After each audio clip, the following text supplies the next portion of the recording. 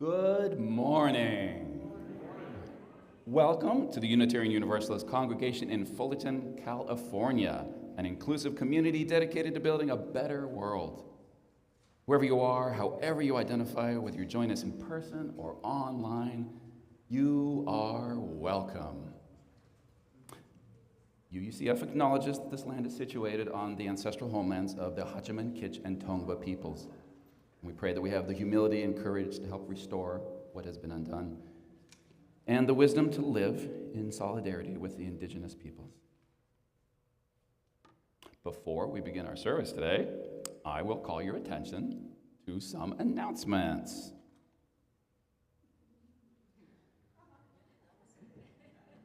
There we go. Mary will come up and speak to us about small groups.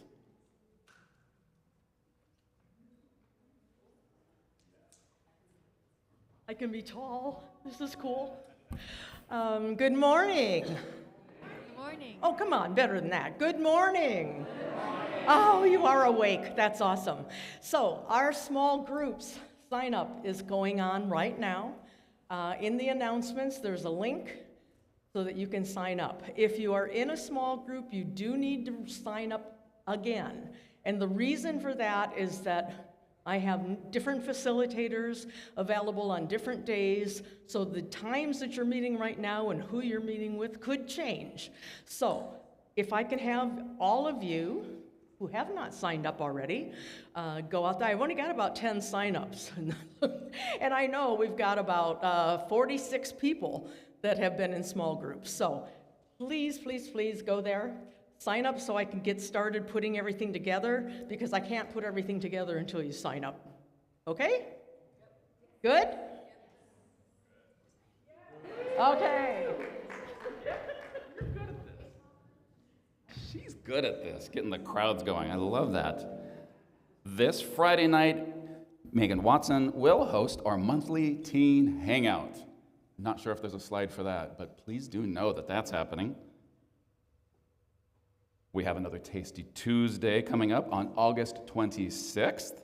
Sign-ups are at the welcome table, so do go out there and check out our welcome table. I'm very proud of our welcome table and our welcome team.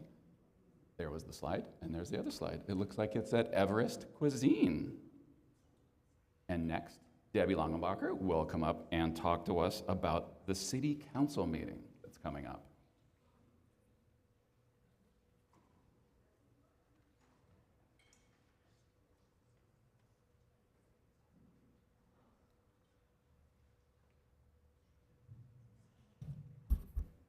Good morning. Actually, I have 3 announcements for social action. City Council will be meeting this Tuesday, the 19th, and on the agenda in the closed session starting at 4 o'clock, we'll be presenting our support for the Perdomo versus Neom lawsuit that several Southern California cities are signed on to.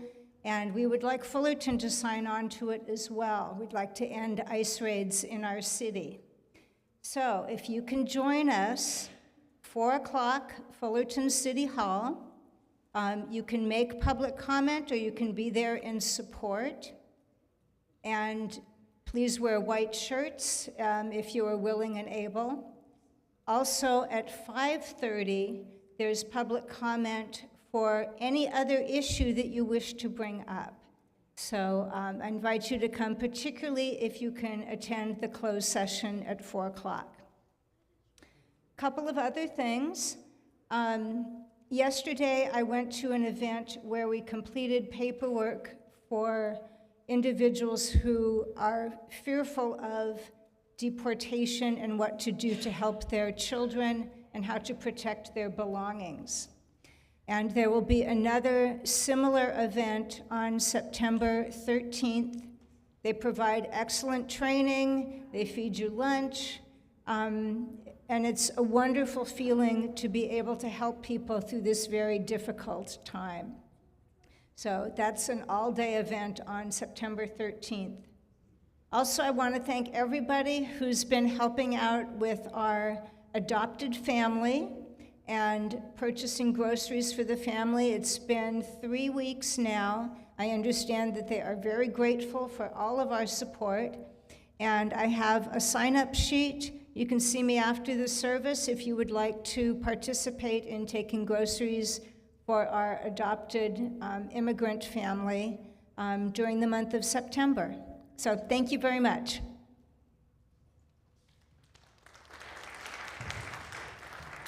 Thank you, Debbie. Thank you. That's important work we do. I'm really glad. We now welcome our guest speaker today. Guess who it is? Wendy Karn. Wendy became a member of UCF in 2016 and is excited to be here today as the guest speaker. She recently graduated with her Master of Divinity from Meadville Lombard School of Theology in May, and will be starting as the minister at Unitarian Universalist Congregation in Santa Clarita. If you don't know where that is, it's up by Magic Mountain on the way to San Francisco. She currently lives in Westminster with me and our 3 cats, and their names, although not noted here, are Poe, Pia, and Wilco, and we love them very much. And I love Wendy very much. We will be sharing our joys and sorrows in a little bit. Ooh, glasses. If you're in the sanctuary and you would like to share, the slips are, of course, located in the back.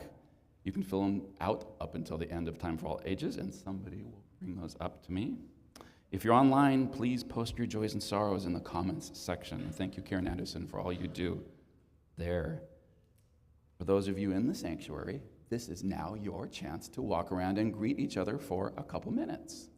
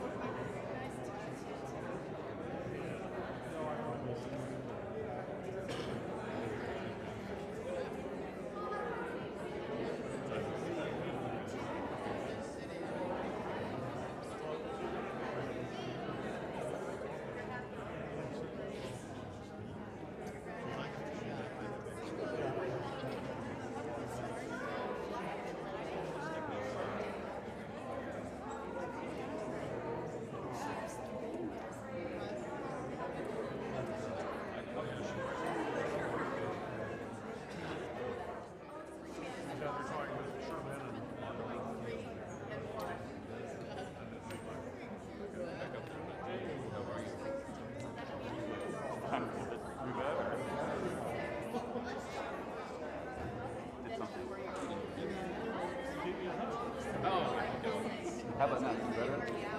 Well, when you have better news.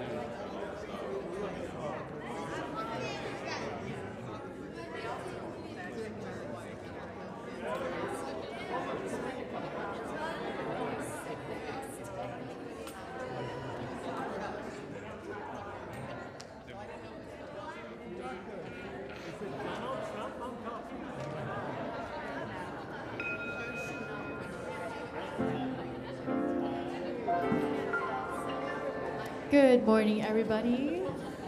Happy Sunday. For those who are new here, my name is Christine Araaka, and I'm your music director. Welcome. For our opening hymn, we'll be singing hymn number 66, When the Summer Sun is Shining. Please rise in mind, body, or spirit and join us in singing.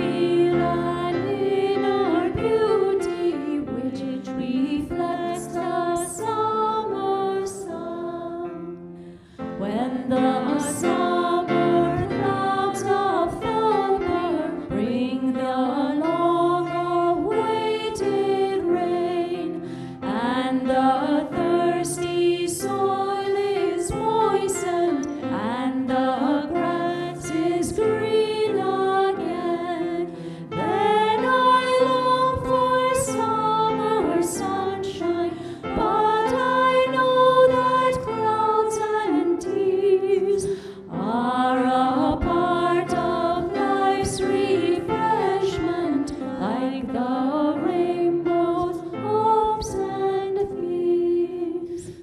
In the cool of summer evening, when the dancing insects play, and in garden, street, and meadow linger echoes of the day, then my heart is full of yearning, hopes and memories flood the home of my being, reaching inwards to the corners of my soul.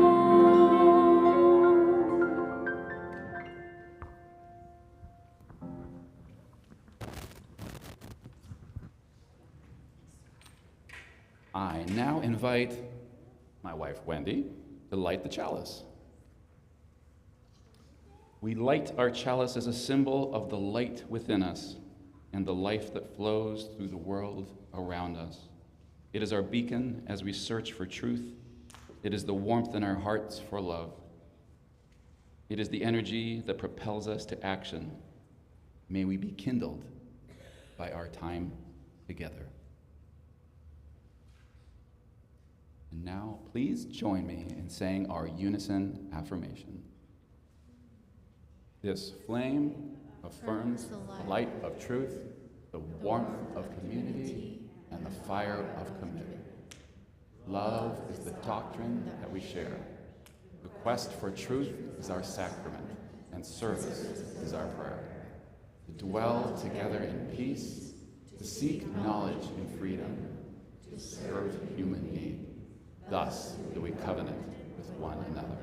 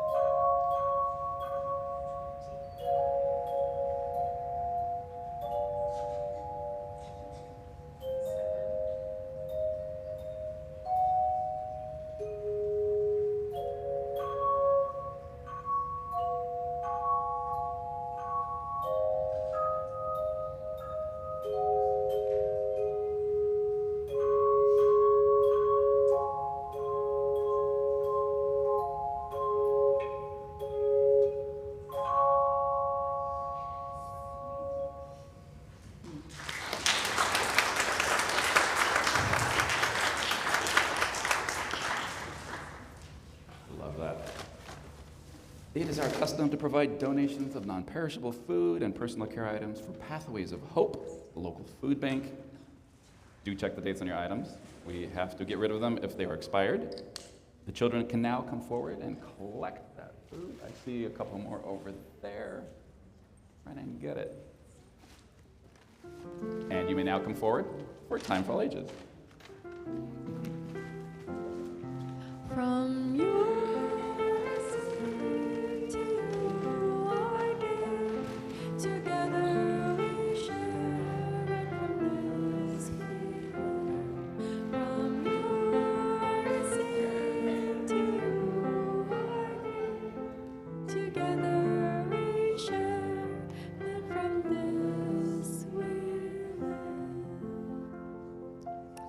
Hello, everyone. It's so nice to see you up here. The story I have today is called The Animal School, and there are many ways to interpret this story, but I'm just going to tell it and you can decide what to think here. So many years ago, the animals in the Great Forest wanted to start a school for their children. Until that time, it had been the responsibility of the parents to teach their kids everything, but they weren't giving them the full spectrum of things. They thought, I don't know, maybe we should hire some teachers, some professional ones. And they did that, and the teachers met and decided to present standardized workbooks to their students. So they made a list of required activities for the animals. They thought they should all learn swimming, running, flying, and climbing.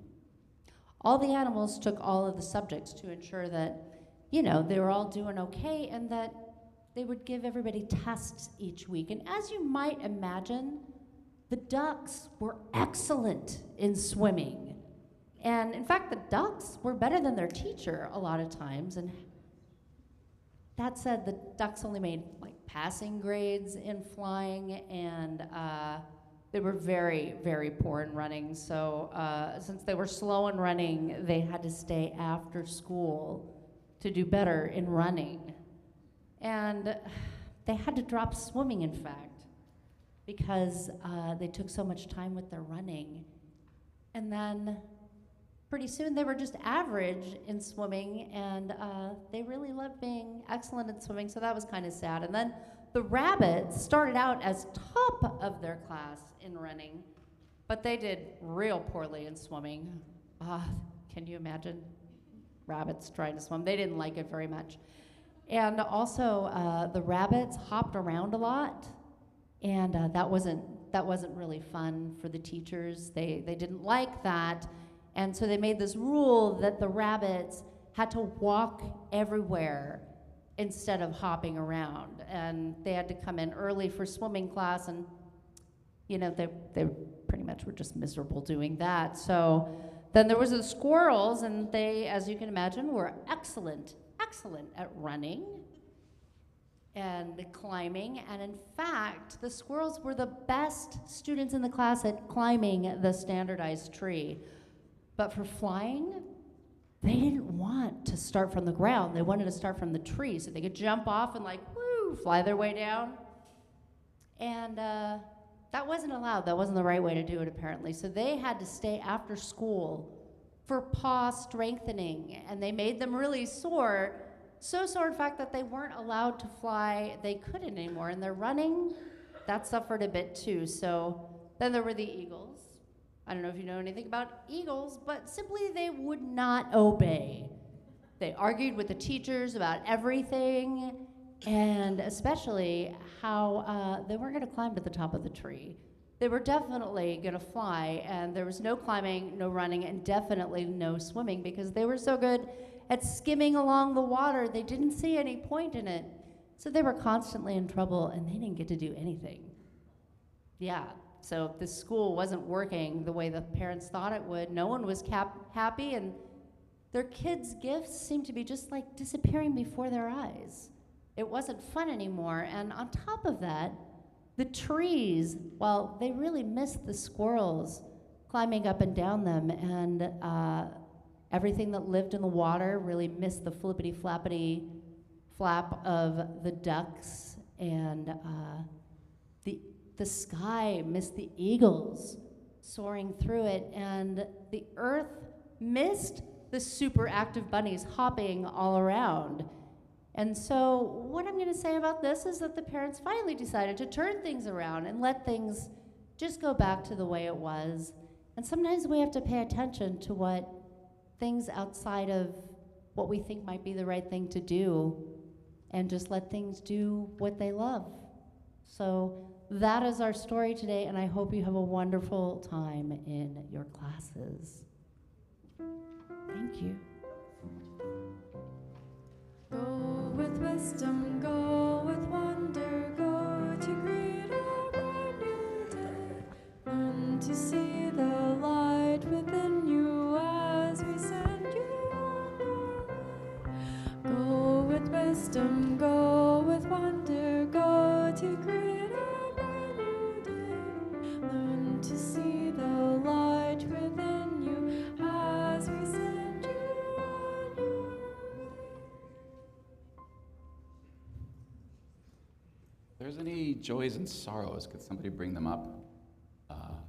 If not, that was amazing. I have heard my wife do that Time for All Ages story a few times now, and it is an absolutely beautiful telling of it. I really, truly love that story.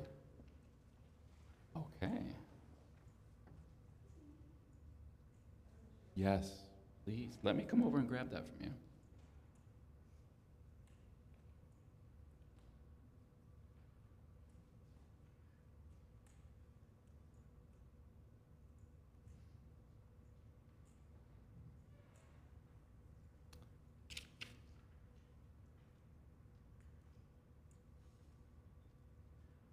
Those joining us online are invited to share joy or sorrow.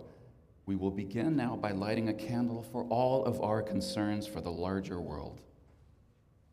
Our wish for peace and justice, our hopes for the children who will inherit this planet. May this candle represent all these wishes and calls to action more than we can possibly articulate in this space. Evan F. shares sorrow and concern. My Nana's husband has recently been diagnosed with cancer. I'm holding them both in my heart and mind and hoping for support in this concern for them. We all do.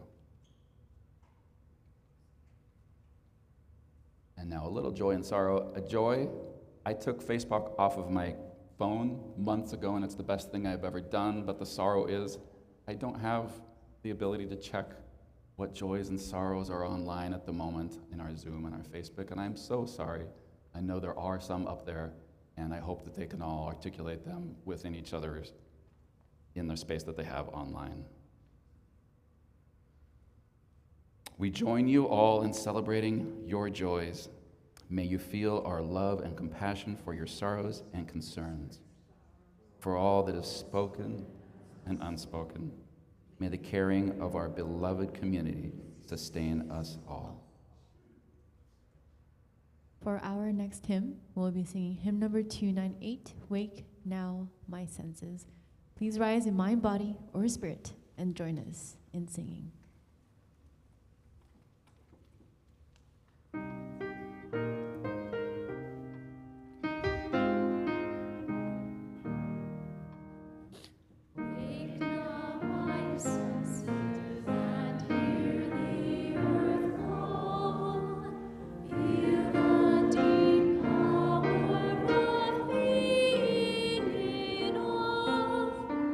Keep with the web of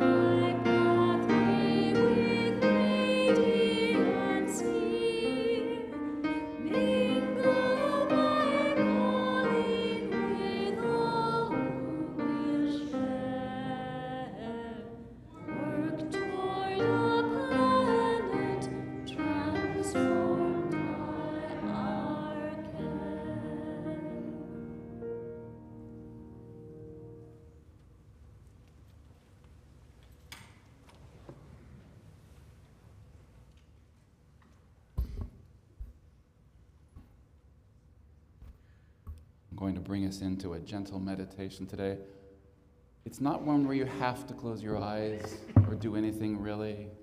And in a moment, I'll ring a bell, and that will tell you something else that I would love for you to try to do. But if you can, release some of the tensions. Notice those familiar tensions that are in the body. If you feel like halfway closing your eyes, you can let the world sort of go away a little bit. A part that you know and you can let go of. And the breath, let your breath be gentle, that wonderful, loving breath you all have that's been with you forever. And in a moment when I ring this bell lightly, I want you to become aware of something new, a new sound, a new thought, a new emotion. If your eyes are still half closed, a new thing you notice here in the sanctuary, just something new, anything. And then I'll speak a little bit more. Pick the first thing that comes to you that is new.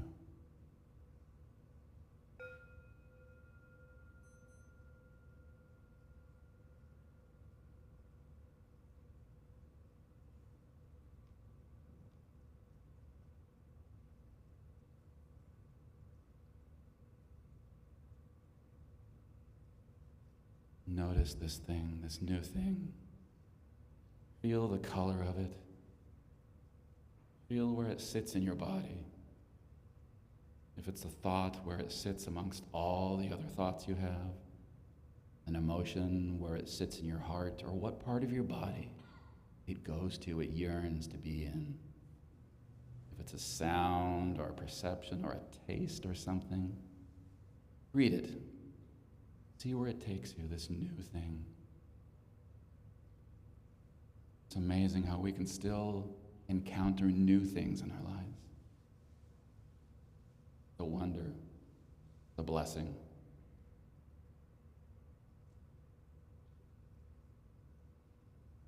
Now I invite you to come back slowly to this place at your own time.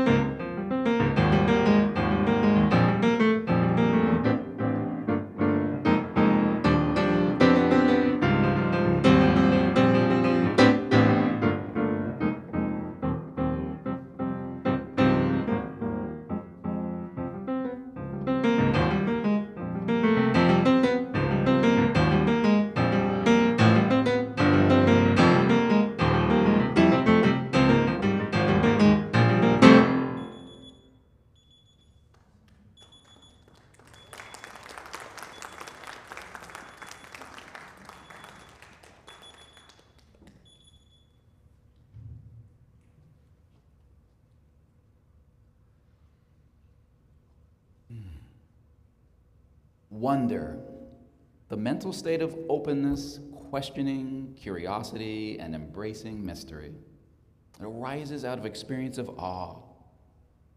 In our studies, people who find more everyday awe show evidence of living with wonder. They are more open to new ideas, to what is unknown, to what language can't describe, to the absurd, to seeking new knowledge, to its experience itself.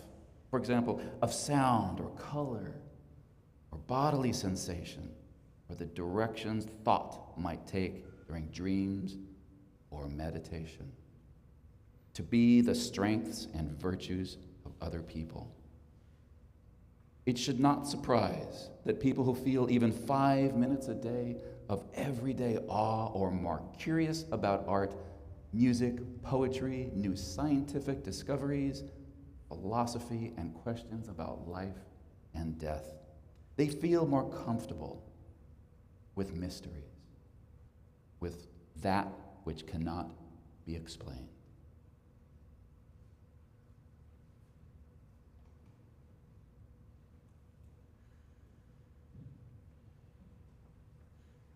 Good morning, everyone. It's really nice to be back here. So, I've been leaning into wonder, and I wonder sometimes if I use the word awesome a little too much. I was at a high school reunion last night, and I found out that I am far from the only one who does this in my generation. It's a Gen X thing, I guess.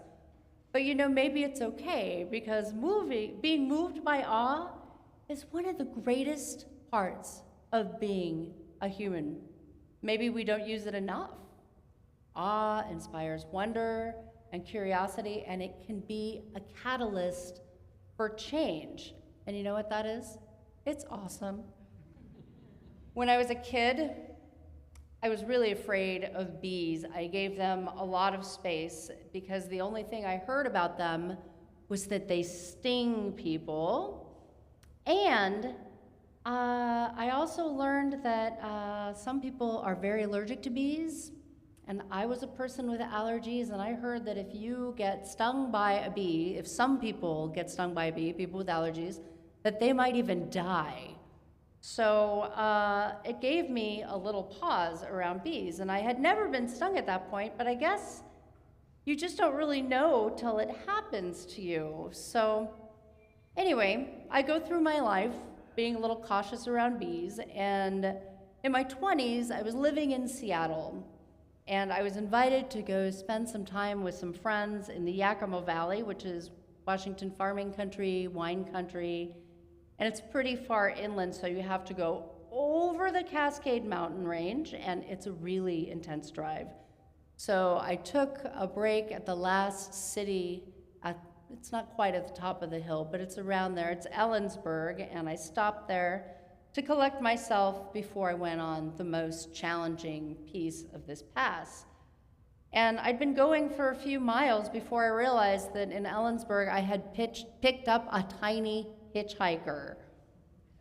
It was a bee, and he was of average size, probably, just a bee-looking bee. And I learned something about myself that day. I was far more worried about driving off the edge of a cliff or into another car than I was about this bee on my windshield. And so there's no real accessible turnouts on this road, so I watch him going back and forth across my window. And I started talking to this bee, and I'm sure they just wanted to get out too. They're looking for the out through this window. So we have something in common. We both want to get out of the car, so I pull off at the first place at the bottom of the pass, and I have named this bee, not very creatively, Little Bee, and I throw open my door like it is on fire. Even though we're still friends, I'm a little bit afraid, and he flew out without incident. I was right, he just wanted to get out of there. And in honor of Little Bee, I bought some local honey at a street fair, and I was told, perhaps for the first time, that honey is actually a medicine in addition to being food for bees. Consuming local honey in a new area space that you are in can actually help you relieve seasonal allergies. And I became more curious about them, and now I have a moment of awe every time I see a bee, because they're responsible for all of the blooms in the neighborhood. And they're among a big community of plants, and it's all about the exchange, the giving and receiving, that all the parts of the ecological world that we share, the non-human forms, and with us, we all have roles here, just as in with animal school, we do have a place. And, well, I did get stung many years later. I'm still here. I was walking through a gazillion jacaranda blossoms, and it's notable that without bees, there would probably be no flowering trees that even came into being, but also that would survive today. They wouldn't exist. So in the infinite acts of exchange and receiving, it's important that we know as many of the stories as we can about our extended world, the community that is non-human. So one thing that I think we all wonder about right at this point in time is, what is our job here as humans? I wonder about it, and wonder is a word that gets tossed around quite a bit during the holidays, during the winter season, but it really is free for all seasons. You're welcome to wonder all you like throughout that time. And perhaps that being in awe of the natural world brings us some inspiration to do what our jobs are, to find them. So I will say that the jacaranda trees in this neighborhood and neighborhoods around are incredibly beautiful. If you don't know what they are, they're these giant purple trees. And they're messy, but they're lovely. Just like us, right? So have you ever planted a tree? Anyone ever planted a tree? I would imagine a lot of you have. I have not planted a lot of trees in places I've lived, but I've gone to a lot of events like Arbor Day and Earth Day and work days at my local parks. And planting trees is actually, it's a lot of work, but it's really rewarding, for me anyway, and maybe for you too. But as with any volunteer work that happens in the world, there is always at least one person who was voluntold to be there. And I've often heard that one question in every group, questioning like, does it really do any good to plant these trees? And I will say that yes, I agree.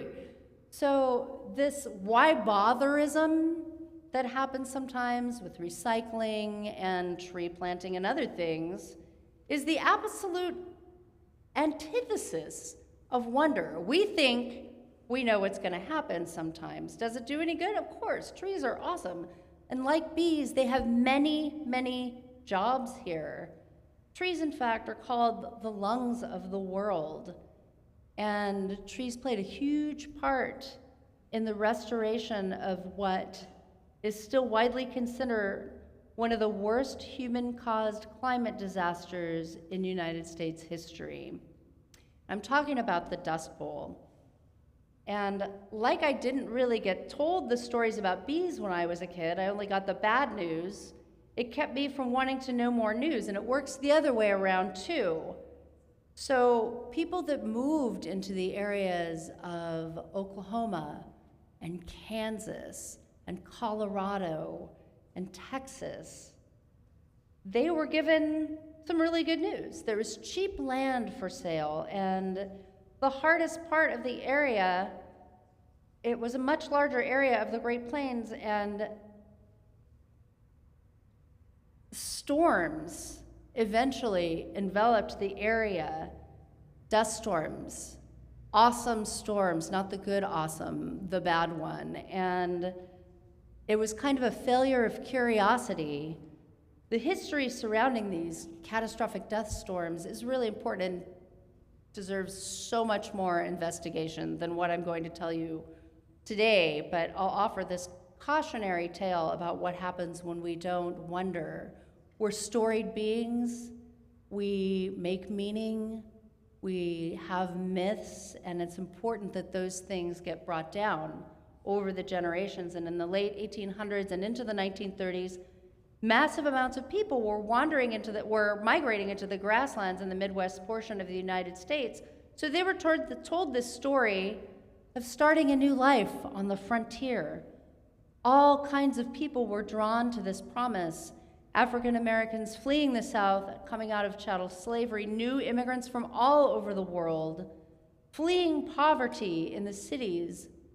A lot of them farmers, but they didn't get the whole story about the land they would be farming, and they would have if they would have listened to the ranchers who came before them and told them stories about their cattle freezing to death and overgrazing on the land. And the Midwestern land was, and still is, a perfect place for buffalo to graze. And the thing of it is, it took millions of years for buffalo and people and grass to live a coexisting life in these places. The buffalo and the people that lived with them, our indigenous people, they worked together. They understood things, and they were migratory. They didn't stay in one place when it was hot or when it was cold or when there was no rain. And the buffalo, they didn't freeze because they had evolved to have a coat that would take care of them. So when they were forcibly removed off that land, the knowledge of how that land works went with them. And the people that were moving into this land were sometimes desperate to flee their situations. And when they started farming, instead of the buffalo grass, they started taking that out and planting crops for food, but also wheat. So buffalo grass, named for the buffalo, has a very deep root system, like 6 feet long, and it can hold the moisture during times of drought. But when you overtill the land and take the buffalo grass out in this part of the land, wheat, those amber waves of grain, have very short and shallow root systems, and it's not enough for them to stay in place. So when the rain falls, it's good, but then when the rain stops happening in times of drought, which are frequent in this area, there's nothing to help them. It turns to dust. So droughts had happened over the years, but not in a while. So at first everything seemed great, and it's part of the cycle, but settlers and business people didn't really know that. So the topsoil was no longer being held in place by the grass, and this created massive storms that had catastrophic effects, and that's about all I'll say. It was truly horrific, and it's said that 2.5 million people migrated out of the area at that time, and a lot of them moved here. Anybody have? Yeah, me too. Have people that moved here because of situations in the Midwest. Okay, so these dust storms continued to move across the country all the way to the Atlantic.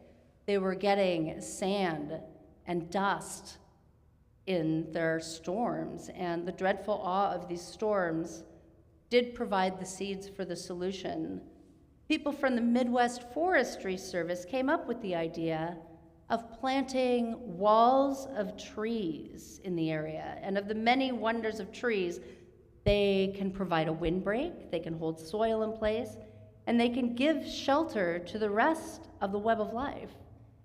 And this project actually went to the White House as part of the New Deal.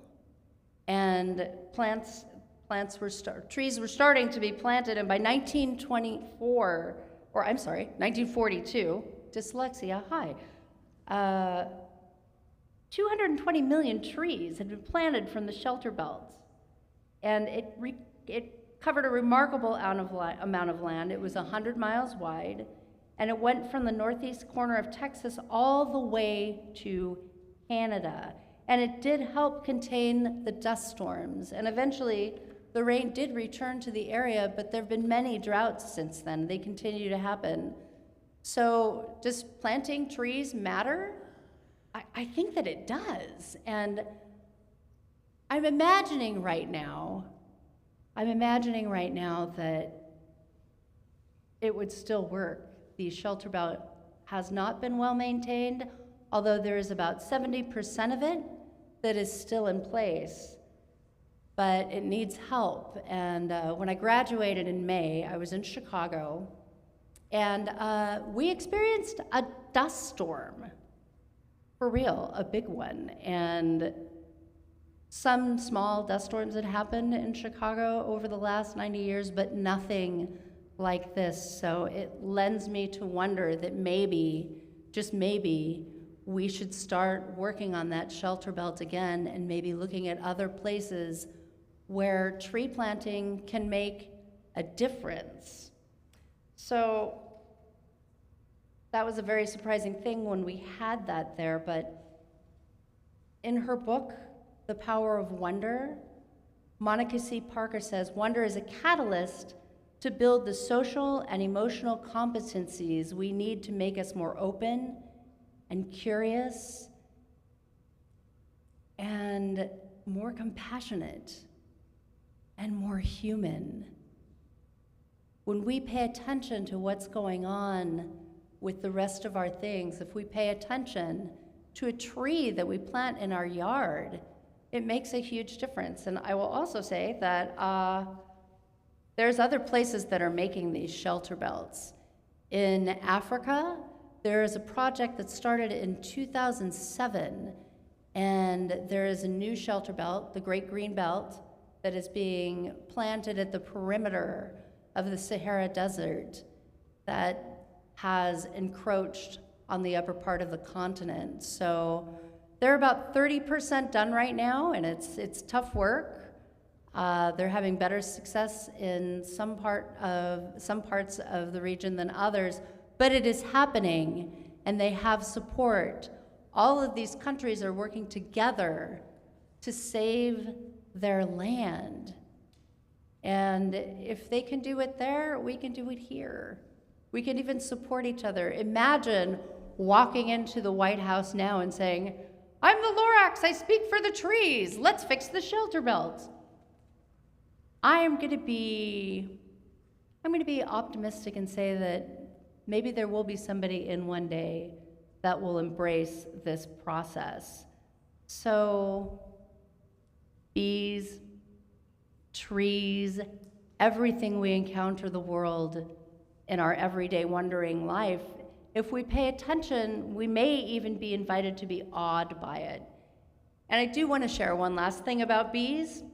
It comes from the American author Annie Dillard, and she wrote a book called Pilgrim of Tinker Creek.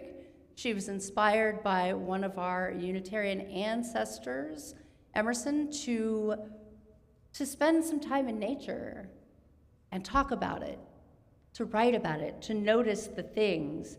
And one of the things I read in that book just really stunned me. She says, honeybees have their own honey for fuel, so they can overwinter by buzzing together in tiny, packed, living spheres.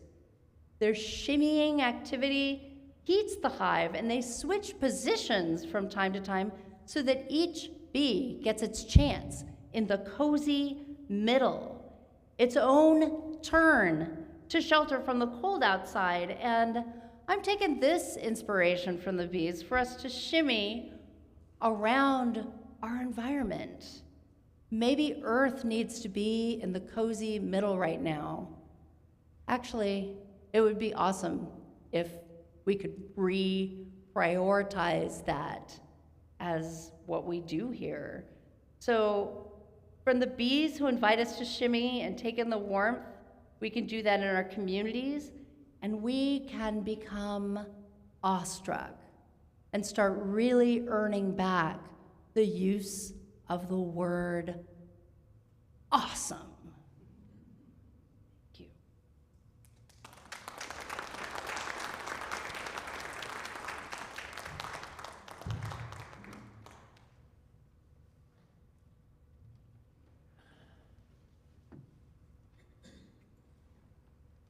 At UUCF, we embrace the possibility of a world filled with peace, acceptance, justice, love, and joy.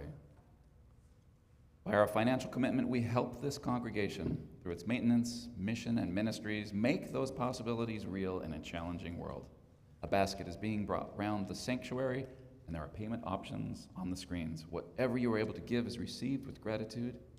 We thank you for your commitment and generosity.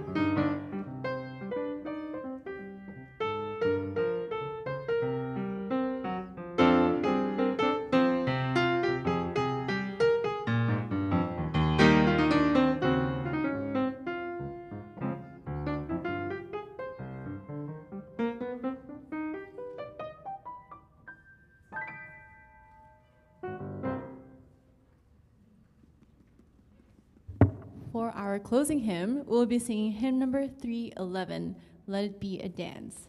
Please rise in mind, body, or spirit and join us in singing.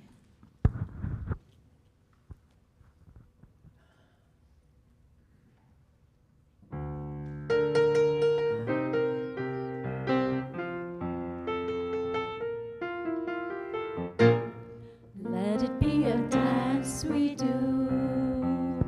May I have this dance with you through the good times and the bad times too. Let it be a dance. Let a dancing song be heard. Play the music, say the word, and fill the sky with sailing birds. Let it be a dance. Let it be a dance. Let it be a dance. Learn to follow, learn to lead. Feel the rhythm, feel the need. To reap the harvest, plant the seed. Let it be a dance. Let it be a dance we do. May I have this dance with you through the good times and the bad times too. Let it be a dance. Everybody turn and spin. Let your body learn to bend.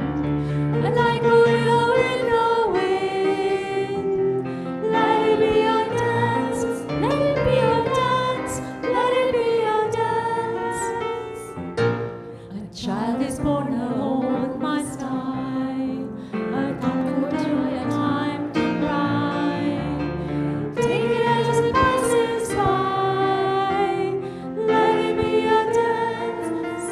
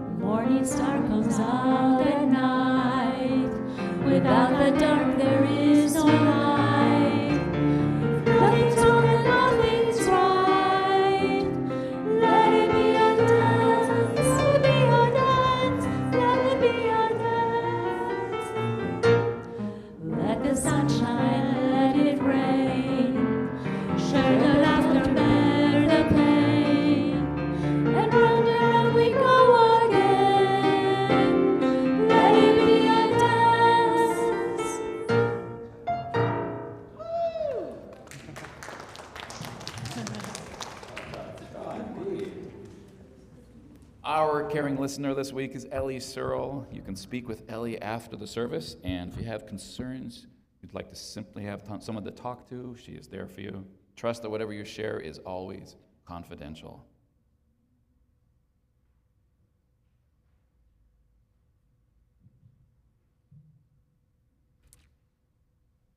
For our closing words today, I will quote Vincent van Gogh. Find things beautiful as much as you can. People find too few things beautiful. We now extinguish this chalice, but not the light of truth, the warmth of community, or the fire of commitment. These we carry in our hearts wherever we may go. Amen, shalom, salam, namaste, and blessed be. Now in peace, go now in peace. May the spirit of love surround you everywhere, everywhere you may go. Go now in peace, go now in peace. May the spirit of love surround you. May the spirit of love surround you everywhere, everywhere you may go.